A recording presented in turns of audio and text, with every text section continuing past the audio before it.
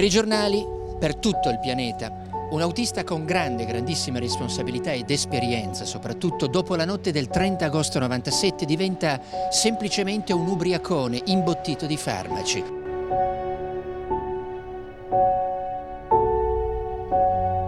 Un irresponsabile per aver trasportato su una Mercedes per le vie di Parigi una delle donne più famose del mondo, una principessa. Schiantandosi poi alla fine contro un pilone di un tunnel.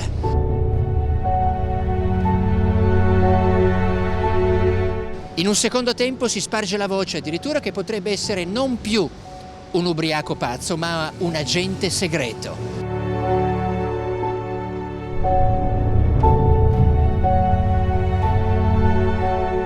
Dove sta la verità? Un italiano rimasto colpito da questa storia ha voluto studiare il caso, certo, entrando nella vita di questo personaggio.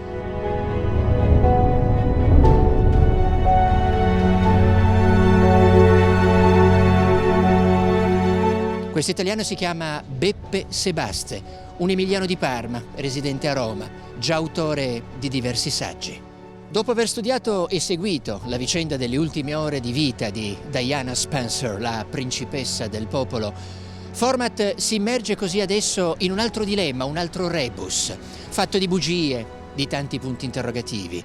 Questa che vi racconteremo già è la storia di un uomo normale che faceva un mestiere speciale, un bretone dalla piccola taglia e dal grande coraggio.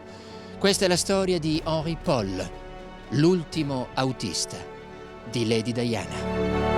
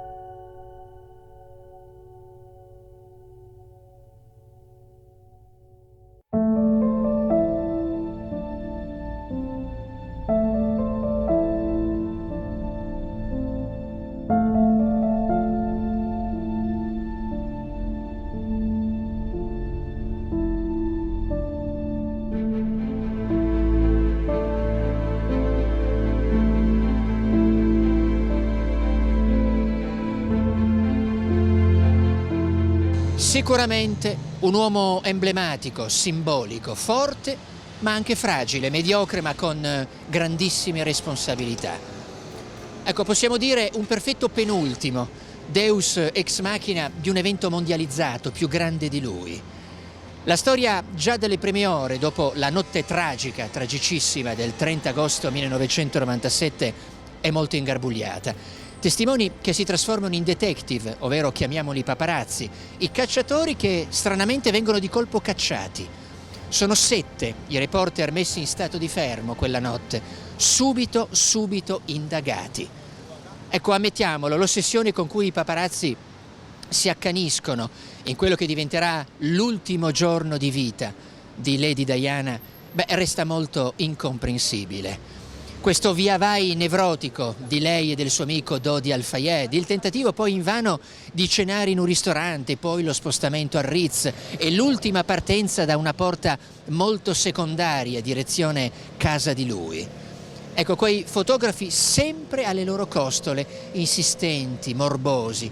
Uno di loro, tra i primi ad arrivare in moto nel tunnel, mesi dopo dirà una fatidica domanda: ma come può una foto valere una vita? Già, una bella domanda.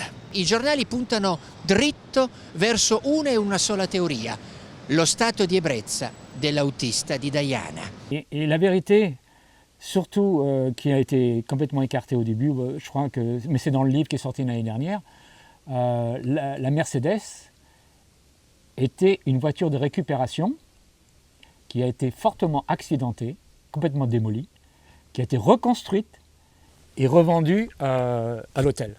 Donc le Ritz est coupable, déjà, parce qu'avec le prix des chambres par nuit, ils pouvaient se payer une Mercedes toute neuve, vous êtes d'accord avec moi? Donc ils ont acheté cette voiture accidentée, parce que l'airbag, vous savez que l'airbag ne s'est pas ouvert.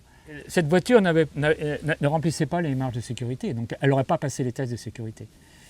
Et donc le Ritz est déjà coupable là-dessus.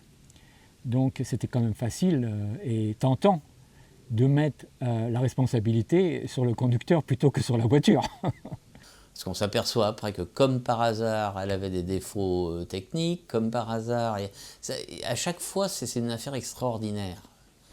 Et d'ailleurs, les enquêtes qui ont eu lieu n'ont pas, y compris, vous savez, je suis allé 2 fois à Scotland Yard en Angleterre pour l'enquête anglaise. J'ai été entendu 2 fois 6 heures dans les locaux. Et bon, les conclusions de l'enquête ne sont pas à 100% contre. Il laisse une porte ouverte à quelque chose qui a pu échapper. Hein. Non, il y avait d'autres intérêts en jeu. Ancora di più, nessuno ricorda che quella Mercedes avesse subito uno strano furto qualche mese prima, durante i quali molti pezzi meccanici furono semplicemente asportati. L'unico ad accorgersi di questi piccoli difettucci è Mr. Mohammed Al-Fayed, il padre di Dodi. Inutile poi ricordare, lo abbiamo fatto nelle puntate precedenti, il ritardo con cui giunsero i soccorsi sul luogo dell'incidente, sul ponte dell'Alma, e la velocità con cui poi l'ambulanza trasportò la povera Diana all'ospedale della Pitié-Saint-Pétrière, 1 ora e 48 minuti per percorrere 6 chilometri, di notte, con il traffico pressoché inesistente. Intanto il colpevole è uno solo. Una volta era il maggiordomo, certo, adesso i tempi sono cambiati, adesso la colpa è dell'autista. Guidava ad una velocità eccessiva e aveva assunto droghe ed alcol. L'alcol nel sangue supera dalle 3 alle 5 volte la soglia consentita dalla legge francese. Ma perché dalle 3 alle 5 volte? Perché non c'è un dato preciso, o 3 o 4 o 5. Perché dipende da chi dà la notizia. Per alcuni giornali il valore raggiunge 3, per altri 4, addirittura per altri 5. Già, sembra un pronostico di un avvenimento sportivo, il gioco del lotto. A questo si aggiunge che cosa? Si aggiungono tracce di sostanze chimiche incompatibili con l'alcol. Con quei valori Henri Paul avrebbe dovuto bere, a partire più o meno dalle 20 del 30 agosto 97, l'equivalente di 9 bicchieri di whisky et 2 Ricard. J'ai téléphoné à son meilleur ami, M. Garec. J'ai appris que c'était un des meilleurs amis d'Henri Paul. Ils jouaient au tennis ensemble. Et lui m'a certifié qu'il n'était pas alcoolique du tout. J'ai mis beaucoup de temps à faire mon deuil parce que on donnait le mauvais rôle à mon ami. Et comme on lui donnait un mauvais rôle auquel je ne croyais pas, je n'ai jamais cru à une quelconque culpabilité de mon ami dans cet accident. Pour moi, c'est pas possible, si vous voulez. Il faut bien imaginer, comme je le dis à chaque fois, que Henri, c'était un pilote d'avion. Moi, je partais avec ma femme et ma fille en Bretagne avec lui, la nuit, dans le brouillard. Donc je lui faisais une totale confiance. C'est impossible qu'il ait raté le virage. Impossible.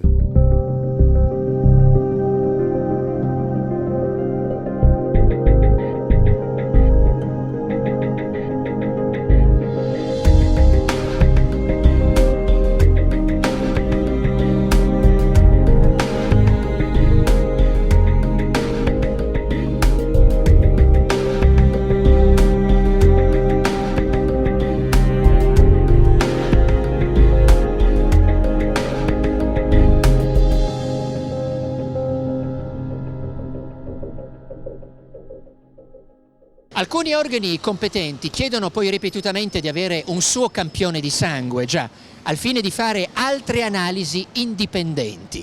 Niente da fare. Questa precisa richiesta viene sempre negata dalle autorità francesi.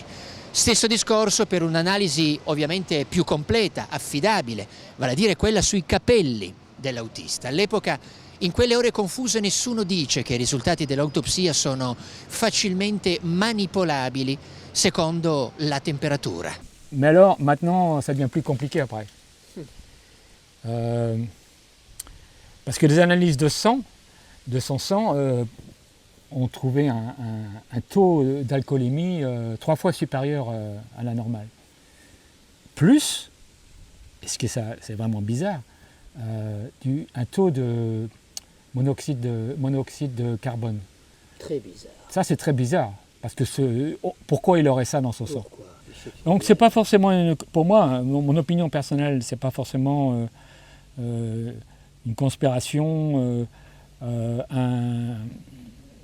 c'est pas forcément ça, mais il y a déjà le fait qu'on a voulu trouver un coupable.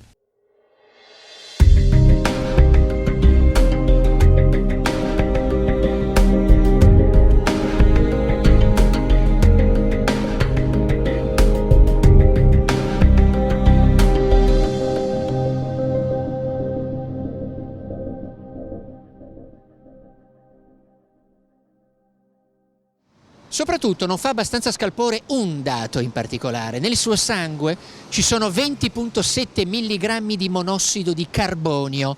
Ecco, per chi non lo sa, è una quantità che impedirebbe persino di alzarsi da una semplice panchina. Beh, ecco, in un primo tempo viene spiegato che il monossido è stato inalato da Henri Paul a causa dello scoppio dell'airbag nel momento del crash. Ma com'è possibile? Henri Paul è deceduto sul colpo. Difficile che abbia inalato qualcosa. Bon, par contre, toutes les enquêtes privées qui ont été faites par M. Al-Fayed, j'ai comment facilité les choses. Par exemple, quand ils ont voulu, Henri avait pareil un taux de monoxyde de carbone dans le sang effrayant. On se demandait comment il aurait pu tenir debout avec ça. Et donc, M. Al-Fayed a voulu faire analyser son appartement, voir si, voilà. Donc j'ai ressorti la facture d'entretien de la chaudière, j'ai, comment dirais-je, facilité les accès à son appartement, et là on n'a rien trouvé, voilà.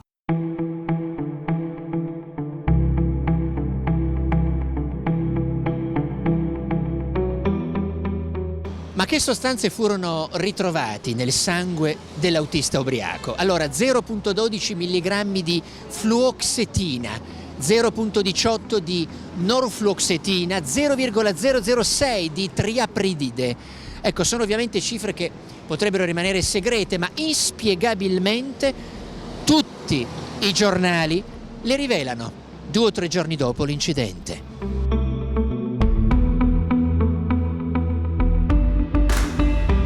Gli psicofarmaci, presuppongono un uso continuativo, naturalmente, per avere qualche effetto. C'è poi un aspetto dell'inchiesta che colpisce particolarmente. Che cosa? La presenza di scatole vuote di farmaci nel cestino dell'ufficio di Henri Paul all'Hotel Ritz la sera dell'incidente. Anche nel suo appartamento, qui alle mie spalle, al numero 33 di Rue des Petits Champs, nessuna traccia di medicinali. Durante la perquisizione delle polizie e i gendarmi cosa trovano? Dentro il frigo trovano una bottiglia di Martini mezza vuota, qualche bottiglia di Ricard, in una credenza poi una bottiglia di champagne e una di soda. Tutto lì. Pare che uno dei poliziotti si sia lasciato fuggire una frase: sembra di essere a casa mia, qui non c'è nulla. In compagnia tra amici ha sempre bevuto come tutti gli altri in maniera ragionevole, acqua Perrier, Coca-Cola e qualche pastis, un bicchiere di vino, nulla di più. Nel suo lavoro era molto professionale e guidava prudentemente. Henri aveva passato la settimana precedente alla morte una visita medica dell'aviazione, visita estremamente seria e approfondita, e gli era stato accordato pure il permesso di volare. E allora? Ecco, quel che è certo, il colpevole designato si rivela subito molto appetibile per i media. Il cliché dell'autista ubriaco, per di più morto, diventa perfetto. Ma chi era esattamente Henri Paul? Henri Paul nasce in Bretagna, a Lorient, luogo di pescatori e marinai. Pilota d'aereo, pensate, a 17 anni, aveva fatto il militare nell'aviazione. Anche se non ha mai navigato nelle acque, mai una volta, strano per un bretone, quando si trasferisce a Parigi per lavoro, vende barche a vela e catamarani. Curioso, è vero. Nell'85 lascia il mondo della nautica e si sposta in quello della sorveglianza. È assunto dal grande albergo Ritz, grazie ad una raccomandazione di un amico poliziotto. Un anno dopo diventa il numero 2 della sicurezza del più famoso albergo parigino. In amore non ha molta fortuna, si sente un fallito. I giornalisti lo dipingono in questo modo. Ascoltiamo. Finito il lavoro, Henri, sempre vestito con il suo abito grigio, tornava nel piccolo appartamento affittato in Rue de Petit-Champ. Saliva i 4 piani di scale e chiudeva la porta. La sera del sabato, in genere, la passava seduto in uno dei bar della sua zona, ordinando Perrier da sorseggiare assieme a un whisky.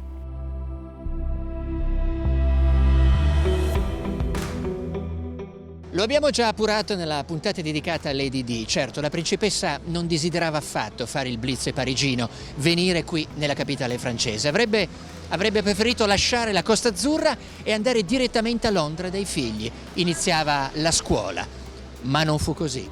Quel blitz interrompe così il riposo del numero 2 della sicurezza del Ritz, Henri Paul. Gli viene comunicato del cambio di programma al telefono. È il suo giorno di riposo quel 30 agosto, ma deve tornare in servizio in fretta. La mattina di quel 30 agosto gioca a tennis con un amico e fa colazione nel bar qui dietro, il Café Pélican. Poi va a casa in Rue des Petits-Champs, abita al 4º piano, scala D.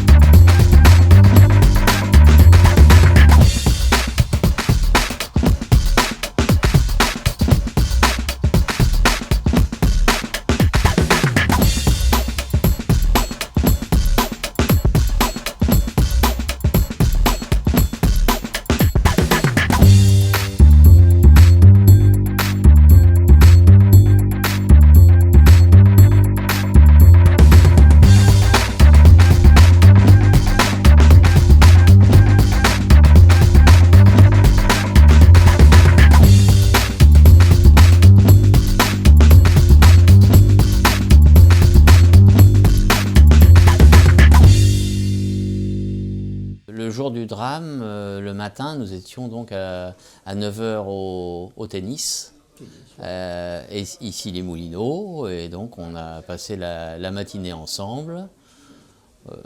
Après le tennis, on est parti prendre un verre dans une brasserie de la rue des Croix des Petits Champs. Et j'ai dû le raccompagner chez lui vers à peu près midi, parce qu'il m'avait dit qu'il travaillait l'après-midi. Voilà, non, il n'était pas forcément de service le samedi. Mais là, je rappelle qu'il était directeur adjoint de la sécurité, donc son directeur en titre était en congé, nous étions au mois d'août, donc on peut dire qu'il était à la manœuvre. Voilà. Mais bon, il était de bonne humeur. On a dû se quitter sur une dernière blague devant chez lui, rue des Petits Champs. E on si dit a demain, quoi. Si prepara poi, si dirige verso il suo lavoro, l'Hotel Ritz, con la sua utilitaria. Sono le 22:08, le telecamere del Palace iniziano a registrare delle serie di immagini fredde, sgranate, che le televisioni di tutto il mondo ci avrebbero poi propinato per anni. L'autista che entra ed esce sorridente con la giacca scura, poi c'è Dodi e Diana con il viso meno sorridente, bisogna ammetterlo. È quella una porta girevole che diventa l'emblema di un gioco ripetitivo. Una porta girevole come una metafora dell'informazione, dei media, di notizie che vanno e che vengono. News e notizie che girano a vuoto. Si ferma al bar Vendôme. Henri Paul, qui spunta il dilemma: cosa ha bevuto in compagnia delle guardie del corpo Trevor Ree Jones e Keith Wingfield? Ecco, il barista, tale Patrice, sostiene che si trattava di Ricard, stessa dichiarazione anche per un altro personaggio che desidera rimanere nell'anonimato. Le due guardie del corpo hanno sempre ammesso ai poliziotti che si trattava di succo di frutta, un banale succo di frutta. Sono tutti lì che aspettano dunque la coppia più fotografata del mondo, sono un po' ansiosi, il solito stress prima di un lavoro importante con gente famosa. Alcune testimonianze di quel momento parlano di un andirivieni strano nei dintorni dell'albergo in questa piazza. Non solo fotografi, ma uomini vestiti di grigio, molto simili per esempio ad agenti segreti britannici. Henri Paul a volte esce a prendere un po' d'aria, si trattiene con qualche amico fotografo, qualche amico poliziotto, puro intrattenimento, aspettando il boss, già, ovvero Dodi Al-Fayed. Sarà proprio Dodi a decidere di uscire da una via secondaria qua dietro. Scelta azzeccata? Beh, comunque curiosa, visto la normale scena che si stava svolgendo all'ingresso di questo albergo, qui davanti. Perché fuggire ad una cosa già vista e rivista? Perché avere paura dei fotografi?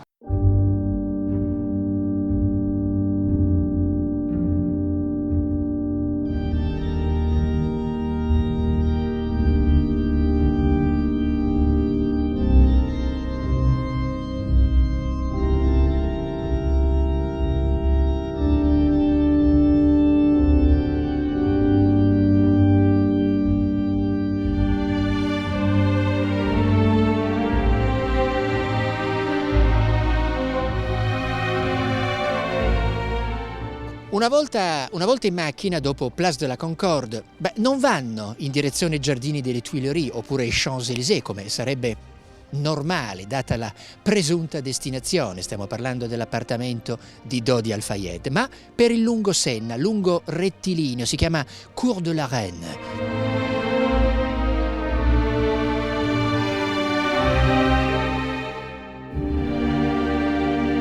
Imboccano il primo tunnel ai 100 km/h più o meno, ne escono ai 150.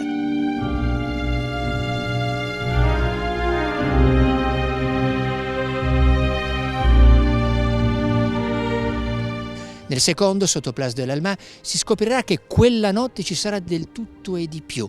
Una Peugeot nera, molte moto, una Uno bianca, una Citroën, eccetera, eccetera. Poi si parla di un flash abbagliante che sarebbe scattato al loro passaggio. L'auto si schianta contro il 13° pilone, lasciando lievissime tracce di frenata.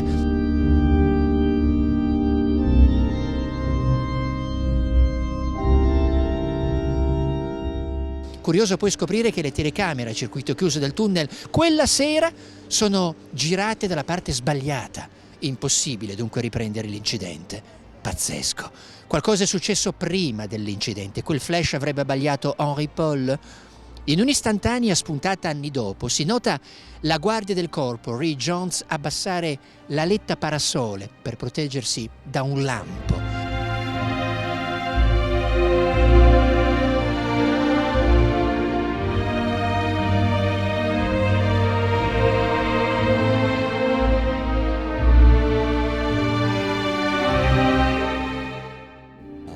Sauf que le lendemain, autour de 7 heures du matin, le téléphone a sonné et c'était son père qui m'appelait pour me dire Petit, il faut que tu ailles au Ritz, Henri est mort. Alors je me suis tourné vers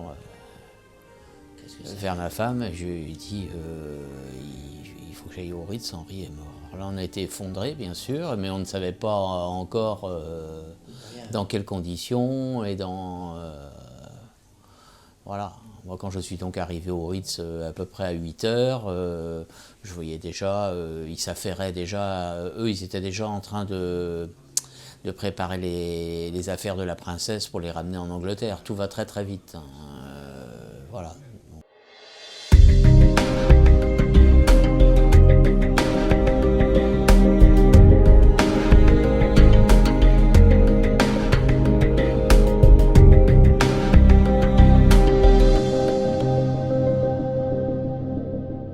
Solo un giornale, il Canard Enchaîné, settimanale satirico, pubblica un editoriale, solo quel giornale.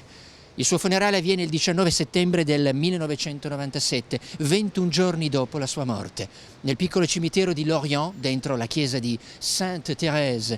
Fin dalle 5 del mattino giungono in massa cronisti di tutto il mondo. Ci sono 50 poliziotti, pensate, a sorvegliare la bara che trasporta il corpo dell'autista ubriaco e drogato, e dire che doveva essere un funerale privato. L'église était pleine. Et voyez, un grand journal français, pour ne pas le citer, Le Monde, mais eux aussi, ils écrivent des choses fausses. Hein? Ils ont écrit, la direction du Ritz était absente, et seuls quelques collègues avaient fait le déplacement. La réalité, c'est qu'il y avait un car, un bus de collègues, quand même, donc ça faisait au moins 50 personnes, et que la direction, c'est moi qui avais organisé sa venue.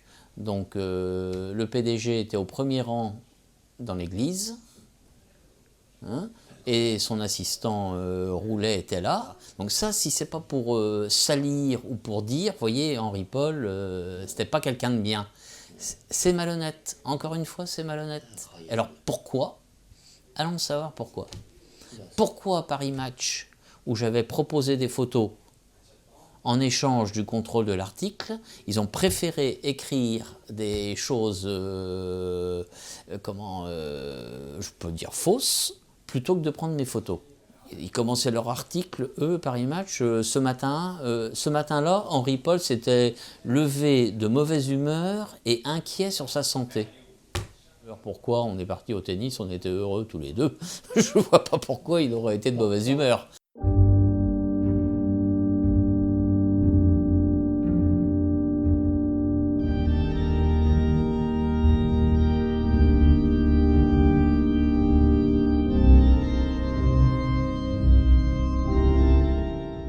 J'emprunte cette route tous les samedis pour aller au tennis, donc forcément, quand je passe dans le tunnel, je ne peux pas ne pas avoir une pensée pour lui.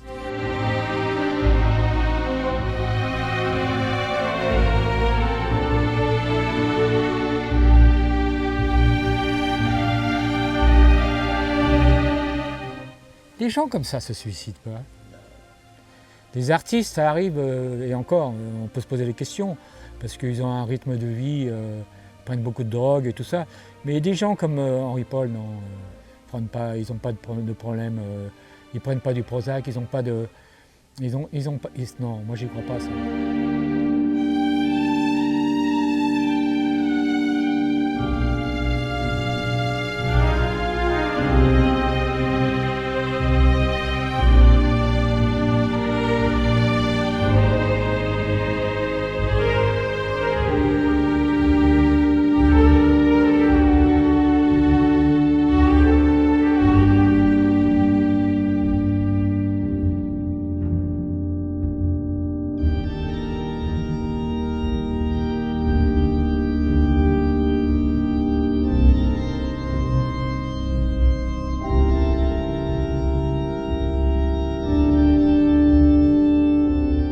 Una persona in cui chiunque può identificarsi, una persona normale. Però questa persona ordinaria, che faceva tra l'altro un mestiere in realtà molto affascinante, il responsabile della sicurezza dell'Hotel Ritz, che è un luogo mitico, la cui complessità forse è pari a quella del Vaticano, questa persona rimase stritolata in una vicenda con personaggi al di fuori della realtà, il re, la regina, la principessa, il miliardario egiziano, insomma tarocchi internazionali, no? In cui lui era morto sul lavoro, no? Ed è diventato di queste vicende il perno narrativo, il perno giudiziario, il perno dei gossip, come se lui fosse il colpevole di tutto quello che era avvenuto, il capro espiatorio.